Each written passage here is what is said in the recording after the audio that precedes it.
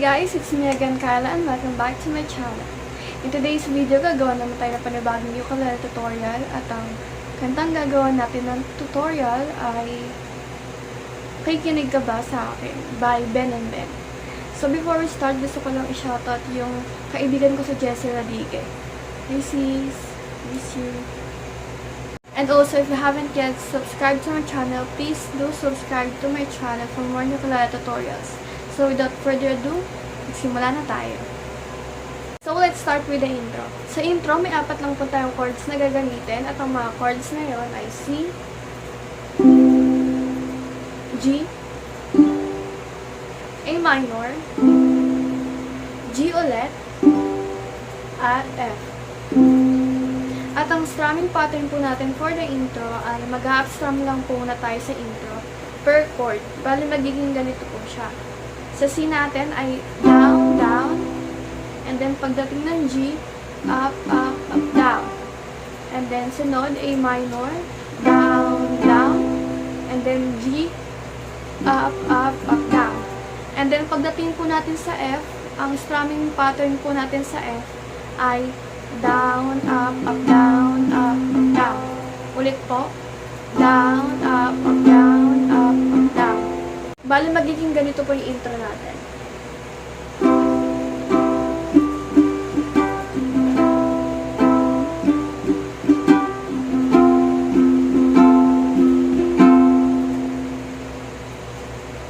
Ganun lang po ang intro natin. And then next ay verse 1. Sa verse 1 po, gawin lang din po ulit yung mga gagamitin nating chords. Ano po ulit yun? C, G, A minor, at F. Bali, ganun lang din po yung mga strumming pattern. Yung strumming pattern na gagamitin natin.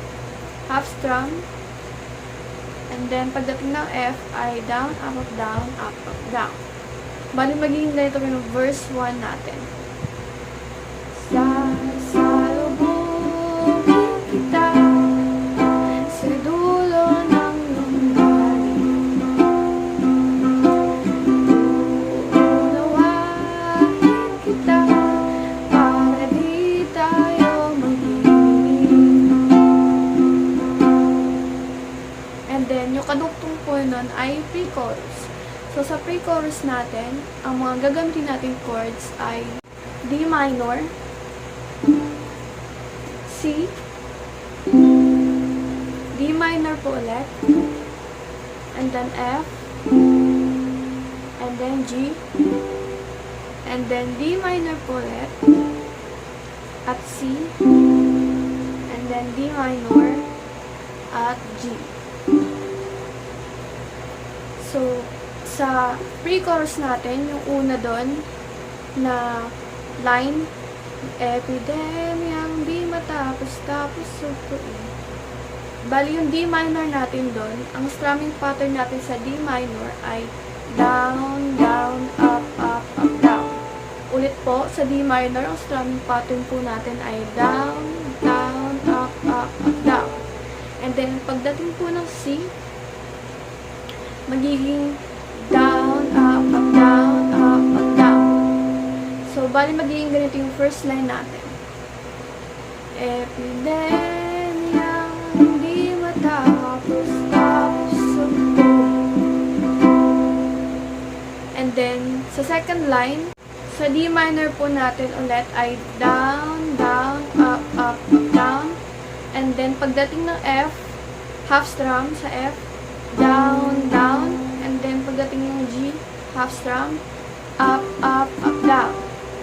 Bali, magiging ganito po yung second line natin sa verse 1. O problema, hindi makita sa salarin. And then, sa third line, ganun po ulit yung strumming pattern natin sa D minor. Down, down, up, down. And then, pagdating ng C, down, up, down, up, down. Bali, ganito yung third line natin. Tayo ba ay naging makasarili? And then sa fourth line, D minor ulit. Sarado bang tenga sa mga hiling. And then, pagdating ng G, single strum lang po tayo. Sarado bang tenga sa mga hiling. Bali, ganun po siya. And then, yun lang po yung verse 1 natin. And then, next ay chorus.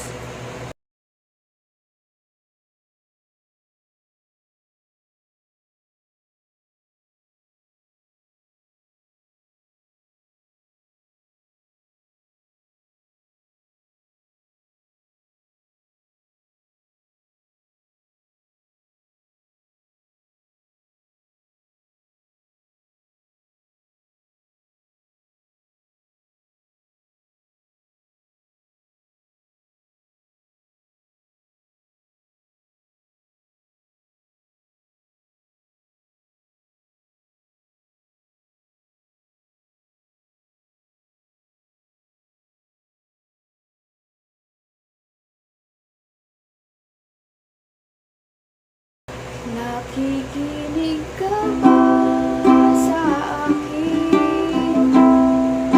Hindi kita gustong awayin. Pareho ang ating hangarin. Makadiliman ay basagin. Bali, ganun lang po yung chorus natin. And then next ay bridge. Ang mga gagamitin natin chord sa bridge ay F, G. So, bali, dalawang ulit natin siya gagawin. Yung F, tsaka G. And then last two ay D minor at G. Bale, siguro mga 5 down strum tayo per chord sa bridge. Bali, magiging ganito siya. So, F. Kung meron kang pupurin, sige lang, gawin mo yan. Kung meron kang babatusin, sige lang, gawin mo yan. Mahalagay, bawat isa'y mapakinggan. And then, next ay chorus. So, sa chorus, katulad lang din po siya kanina. Yung C, G, A minor, G, F, C, D minor, at G. Na dalawang beses uulitin sa chorus. So, bali ganito ulit yung chorus natin. Mag-umpisa muna tayo din sa pinaka-last line ng bridge. Mahalagay bawat isa'y mapakinggan. Nakikinig ka ba sa akin? Hindi kita gustong awayin. Pareho ang ating hangarin. Magkaliliman ay basagin. So, paalala lang po ulit, sa chorus ay half strum lang po tayo per chord. At ang sunod po ay guitar solo or instrumental. So, sa instrumental po, yung mga chord progression na ginamit natin sa chorus ay ganun lang din po sa instrumental. Bale, uulitin lang natin siya 2 beses sa instrumental. Bale, magiging ganito siya. Half strum lang din po tayo.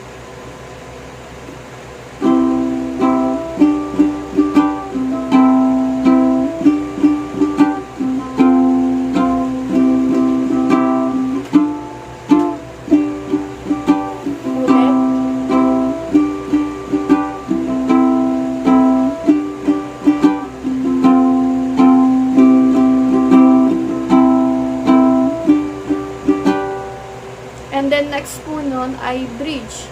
So, sa bridge natin, ang mga chords na gagamitin natin Pangalawang bridge na po to. Bale, ang mga chords na gagamitin natin ay F, C, F ulit, at G.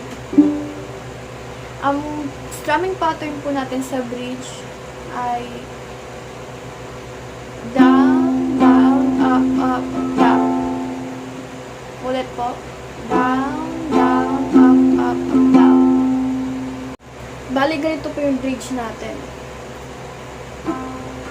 Pagkaway nasa pagkukulang, naririnig kita.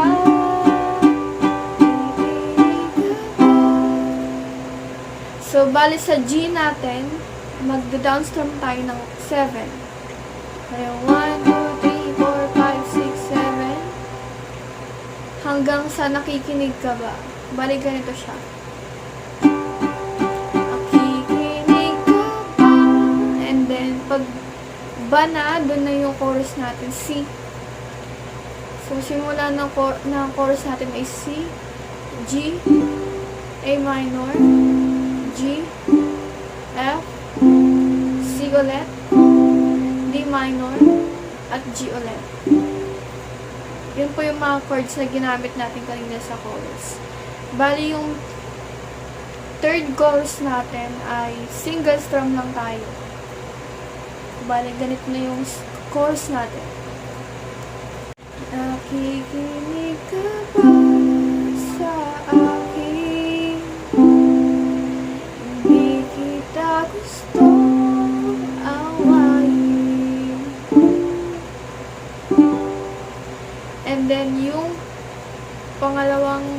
pangatlong line at pang-apat na line ng chorus natin ay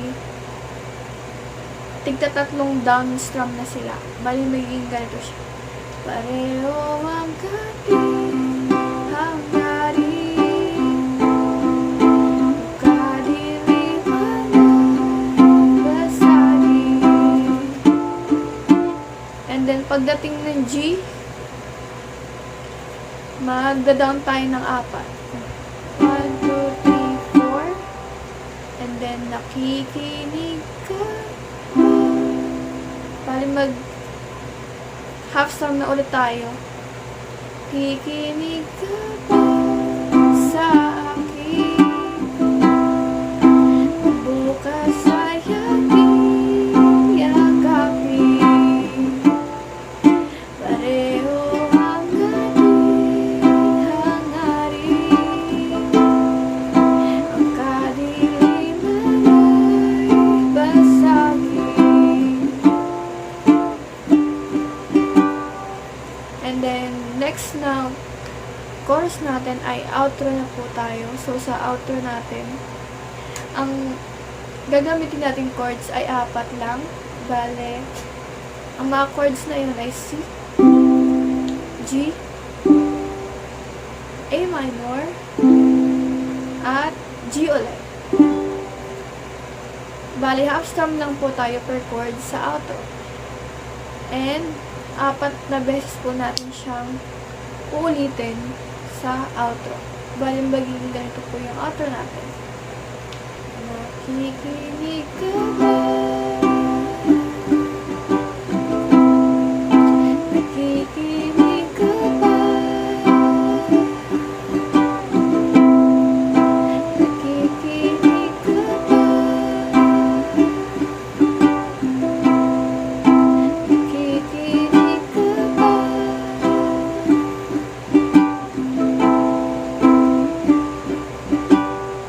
And then, yung last natin, dagdagan lang natin siya ng F sa ulit. Bali, ganito yung pinaka-outro natin. Sasalubungin kita sa dulo ng iyong galing. So, bali sa outro natin ay single strum lang po tayo per chord.